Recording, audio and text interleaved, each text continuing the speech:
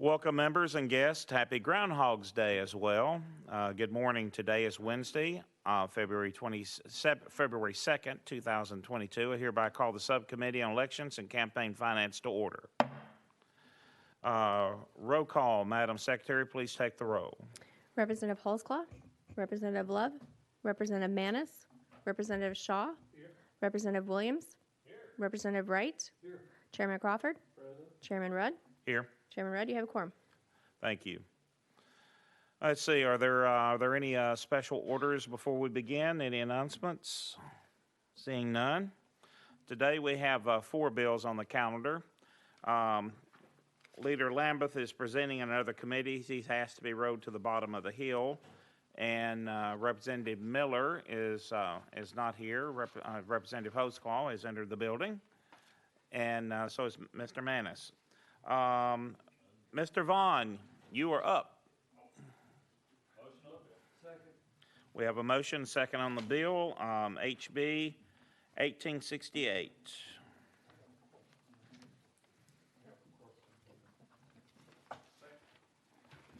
Thank you, Mr. Chairman and committee. What I'm going to ask you to do today is to consider a bill that will eliminate runoff or instant runoff as an appropriate voting method here in the state of Tennessee. Ranked choice voting is also another name for this same type of voting. You know, there's a lot of ideas out there. Not all of them are good, and I kind of feel like that's where we fall on this subject matter. Currently, there's only one jurisdiction within the state that allows this, and it's Memphis, yet there is some conflicting rules with regards to ranked choice voting, even in Shelby County, since they have now passed a resolution, and we had on a referendum that elections go to a runoff situation in Shelby County. So there's even conflict within Memphis, and what I'd like to do is to add clarity to this process. For those of you who may have not been exposed to the conversation about ranked choice voting, it involves a situation where voters are asked not only to vote for the candidate of their choice, but they're also asked to vote for the candidate of their second, third, fourth, or however many choices that there are on the ballot. We find this to be, in my eyes, it seems to be a situation to where voters are disenfranchised if they only have one candidate of all of those on the ballot that they want to select. Because let's say that you have these candidates and 4 of them absolutely do not hold. Let's say that you have a standard for your candidates, whether it be a stance on a particular issue, however you gauge who you want to be in office. If you have 5 candidates running for a seat and there's only one that meets that standard, then you only want your vote counting for one person because the other 4 don't meet that standard. Well, what happens is you become disenfranchised in a ranked choice voting situation, because the way it works is as you rank your candidates, in order for them to receive the proper vote, because if somebody doesn't have 50% plus 1 vote, what happens is the person who came in last, you are able to then apply their votes to their second candidate. And so if you have not, let's say, I've got examples down here, but so as candidates are eliminated, second place votes go, and then if there's not somebody with 50 plus 1, then the lowest person, their votes are redistributed. And so what happens is people who don't have the highest vote total may be eliminated from a situation where they're runoff, but mainly the voters are disenfranchised because they only voted for the single candidate who had the most votes. The other issue that it brings up too is voter confidence. Voter confidence these days, I know that I'm sure y'all's emails are much like mine. A lot of people are demanding, if nothing else, more simplicity and more integrity in voting, and many times they equate that to more simple ways of casting their vote. This will require longer calculation times, longer tally times. There's going to have to be more explanation of results, how results were actually figured out. Not only that, I know that it's also going to be more computer software, more expense for election commissions as they try to if they decide that this is something they want to do. So anyway, I'm just wanting to calm the waters and say, you know what? Because there's been a number of jurisdictions who have implemented ranked choice voting that have also repealed it.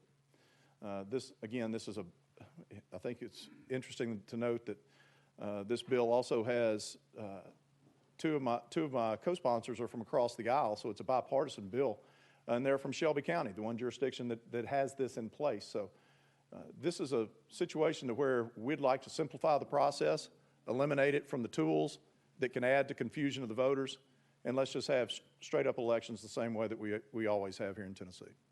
Thank you for presenting the bill. We have, questions. We have Representative Shaw. Thank you, and thank you, Ms. Sponsor, for bringing this. However, I guess I must have got the folks who want it, because I've had several phone calls and emails about ranked choice voting. And one of the points they made was that this was is this a court case in progress in Memphis right now? There is a court case, but it has to do with the referendum. Let me give you my information on that, Representative Shaw. Okay. And of course, I did tell them that you were my representative, and it's hard to speak against you, but. I know it's not against me, Representative Shaw. It's simply the idea. I understand that. Yeah. There was a charter amendment approval in Memphis in 2008. There was a situation to where the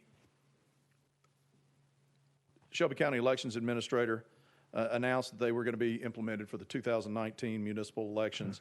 Our election administrators said that they were not, that our state law does not allow for ranked choice voting. There has been, part of it was because of the implications to the Shelby County Election Commission, the machines and equipment that they had. But then in February 2018, the Memphis City Council voted 11-2 to schedule a referendum vote on the use of ranked choice voting in city council elections. And voters rejected the measure to strip instant runoff from the city council, but the Shelby County Election Commission has ruled that they would not argue against Mr. Goins' ruling on it at this point. And so now there's a administrative hearing to appeal the Davidson County Chancery Court decision to dismiss the lawsuit. So there has been referendums passed. Okay. You see people being for and against it, but right now this is part of an effort to just stop a bad idea from carrying on and burning more court time and using this to add confusion to the electoral process. Okay. Thank you, Mr. Chairman. Chairman Hoskell, excuse me. Thank you, Mr. Chairman. How many years has this been in place in Memphis, did you say? It was approved in 2008, and they still have not utilized it. Yeah. So you're of the opinion ranked choice voting is rank? It's certainly not choice, sir. Thank you, Chairman. Next is Representative Love. Thank you, Mr. Chairman. Are there benefits to ranked choice voting? None that I would espouse, Representative Love. I think when you say, I think that they're more esoteric in nature, because when you hear an advocate for it, they say that this requires people to reach more towards the middle ground, and that it makes more candidates. You kind of water down your beliefs into the people as you say, hey, I'm happy with the third place candidate being the winner of this election, my third place candidate. And to me, that's not a benefit. I guess the other issue might be the fact that, hey, there's the lack of a runoff election means that more people participate in the election itself than maybe on a runoff. But again, my point there is that if you hold that one candidate is far and above better than everybody else, and you don't want to have any of your vote credit going to someone who doesn't espouse the beliefs that you want, then your vote is, you're disenfranchised, because as the process begins, if there's not a majority winner, then people are selecting the candidate without your participation. So I don't really buy the fact that it helps participation in elections. It actually, by its very nature, sometimes when they say that the votes are retired, that means that nobody, because you can only vote for, out of, if there's 5 candidates or whatever, you can vote for only 2. But once those 2 candidates have gone through the cycle and you don't have a majority winner, then your vote is retired and you're not participating in the election from that point forward. And so that's my problem with this issue. The other thing is that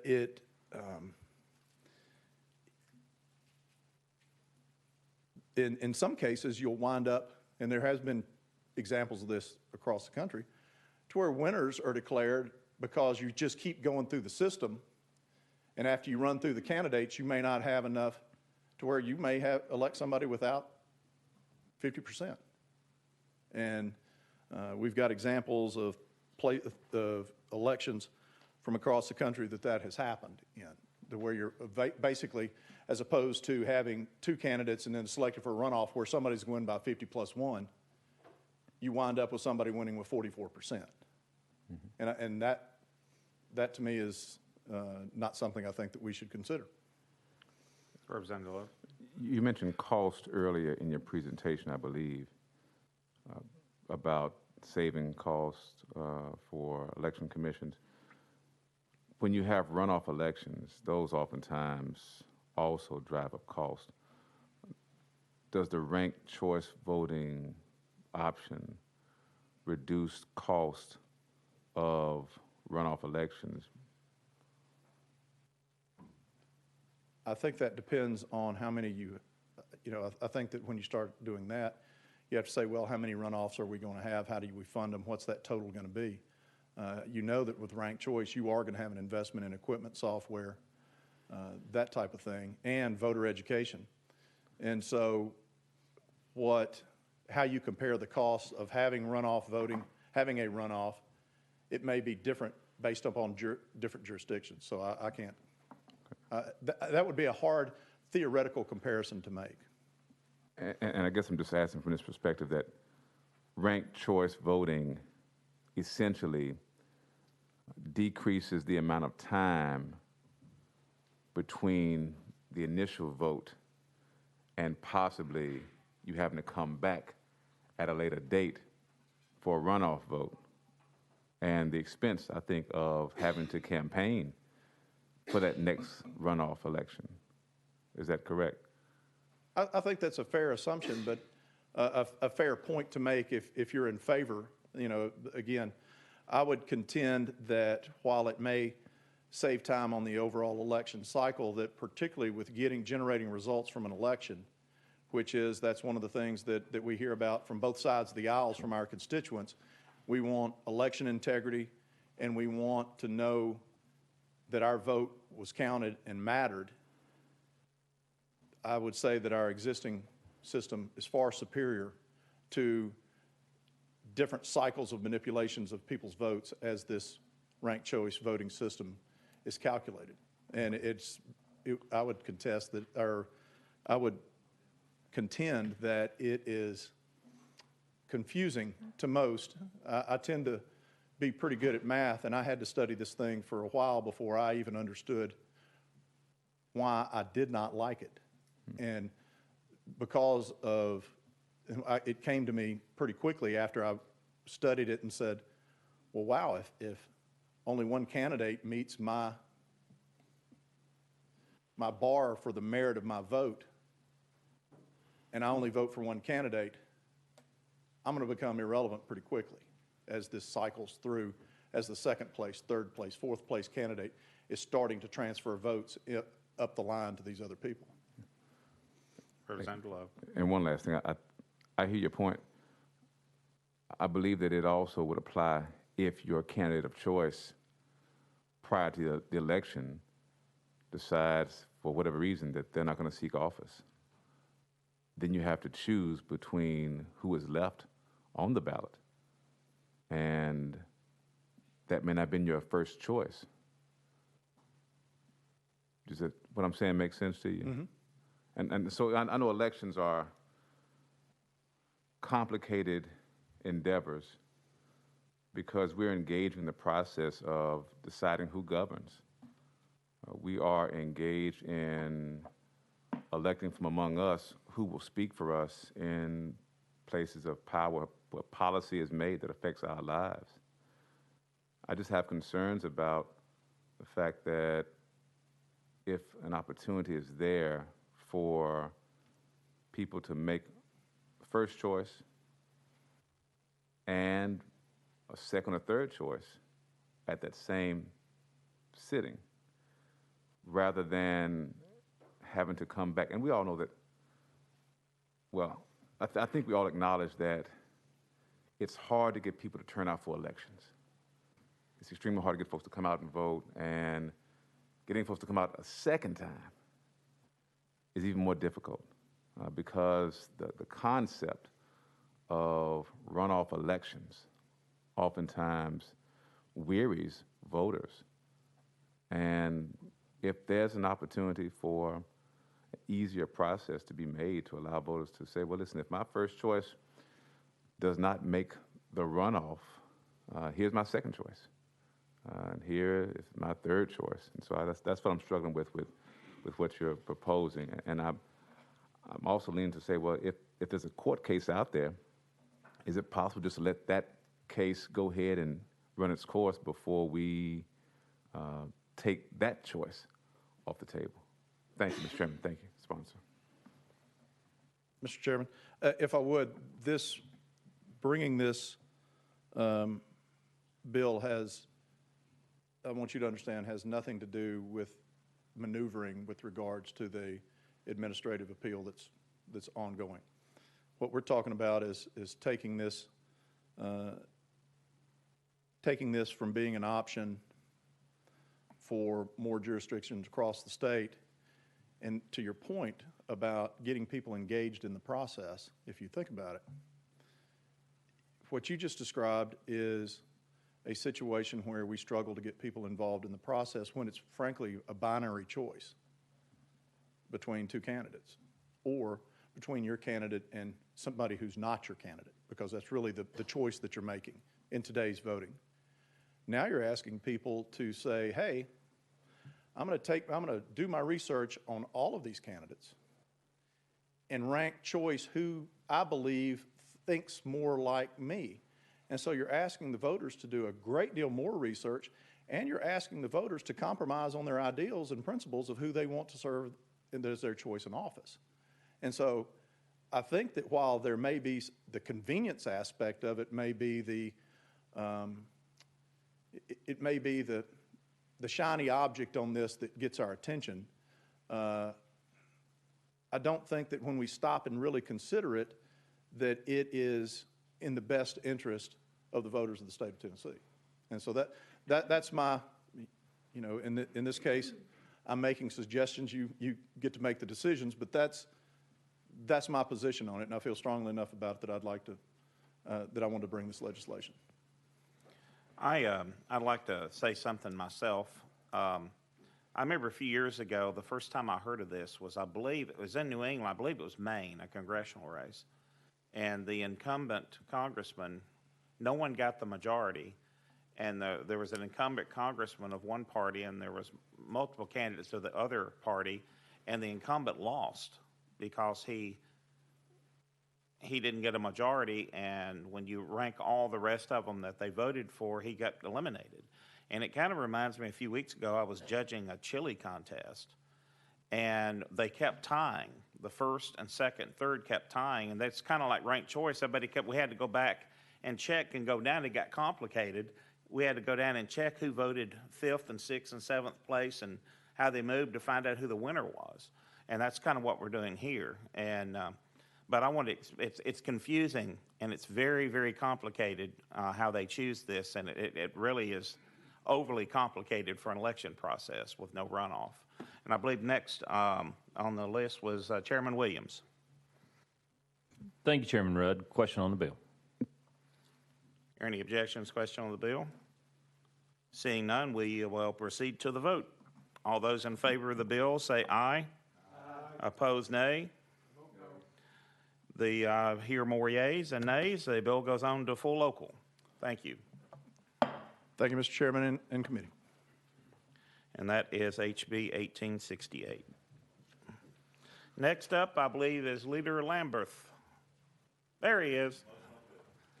We have a motion and second on the bill. HB 1708. Please tell us about your bill. Thank you, Mr. Chairman and members of the committee. Thank you for your patience. Earlier, I was over in civil justice with the codification bill, so I apologize for being a little bit late coming in today. This is very straightforward. It just says that our judicial candidates are able to raise money personally. Currently, they have to have a barrier between them and anybody that they're asking for funds. It's not a complete barrier because, like us, they review their disclosures and sign them indicating that they are accurate. And I'm going to assume most of these judicial candidates actually attend their own fundraisers without a blindfold on. So this last barrier is, quite frankly, just a little bit ridiculous. If they're going to fundraise like everybody else fundraise, let them just go ahead and ask for the funds themselves, and then they're held accountable the same as we are to ensure that there are no conflicts. That's what the bill does. Your motion on the bill. Any objections? Seeing none, we are voting on HB 1708. All those in favor say aye. Aye. Opposed, nay. Bill passes. HB 1708 goes on to full local. Thank you, Mr. Chairman and members you. of the committee. Have a great day. Next up is Representative Miller, and he is at the podium. Item number 2, HB 1429. Do I hear a motion and a second? I hear a motion and a second. Please tell us about your bill. Thank you, Mr. Chair. Mr. Chairman, I must apologize to you and members of this committee. No excuses, but this bill actually was brought to me by Senator Yarbrough last session. And so as of last Thursday, the first time I saw it again and noticed this bill is on the calendar for today. I believe we have an amendment too. And an amendment. And normally it's an unwritten rule between the House, Senate members. If the Senate brings it to me, I want to see the bill move in the Senate, and I'm behind it. So just wanted to kind of put that out there. But House Bill 1429 simply requires eligible individuals applying or renewing their driver license or photo identifications to be automatically registered to vote. Unless, and that's an unless, the person declines registration by checking a box indicating their refusal to do so. Wait, let's attach the amendment, then we can discuss the bill as amended. I believe the amendment is 012324. That is correct. All those in favor of amendment, please say aye. Opposed, nay. The amendment is attached to the bill. Please tell us about your amended bill. Basically, it takes effect on January 1st, 2023. That's basically what the amendment does. Originally, it would be January 1st, 2022. That's basically what it does. Any questions on the bill? Amendment. We have a question on the bill. Any objections to quotes? If not, seeing none, all those in favor of amended HB 1429 say aye. Aye. All those opposed say nay. Nay. Nays carry. The bill fails. Next up is HB 1447 by Representative Miller. And I believe that's carried over, and it does not have any amendments. This is carried over. Okay. Yes. Please tell us about your bill. Did I get a motion and a... Motion second. We have a motion and second. Mr. Chairman, may I ask you a question? concerning rolling of this bill. I need at least a couple of weeks to Well, see here's- some movement in the Here's the Senate. situation we're in. This is the third calendar of this bill for this session. When it's third calendar, it's the third time it's been on the calendar, it automatically goes, regardless of our action here, unless it's passed out. If no action is taken or if it's voted down, it automatically goes to special calendar. And if it's voted down, it would go to be reconsidered to bring it back on special calendar. Now, if it's voted out, it would go on to local. So this is the third calendar of this bill. So we're suggesting that last session, there were 2 calendars? Yes. It'd been calendared? Yeah, we're all in the same, yeah. And there's no way for us to amend those rules, or can I No, get that's a the waiver or rules that were something? adopted. We've gone over them. This isn't the first one. We've gone over them. When it's third calendar, it automatically goes to the special calendar at the end of session. Mr. Chair, take the bill off notice. Yep, yep. Hey, oh, it has to still go to third calendar. I mean, yeah, special calendar. Yes, Representative Williams. Thank you. Representative Miller, it in essence, what happens is regardless of the vote today, it's going to go on a special calendar, which will be at the end of the calendar.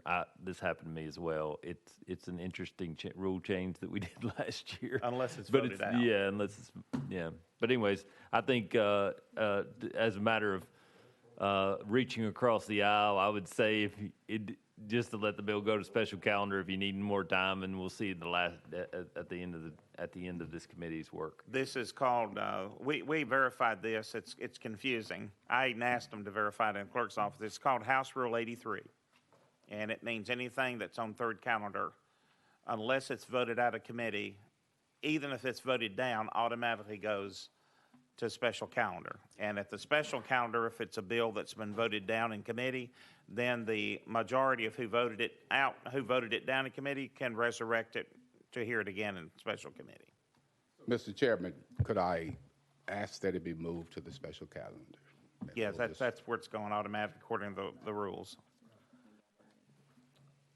Bill HB 1447 goes, which is on third calendar, goes to special calendar.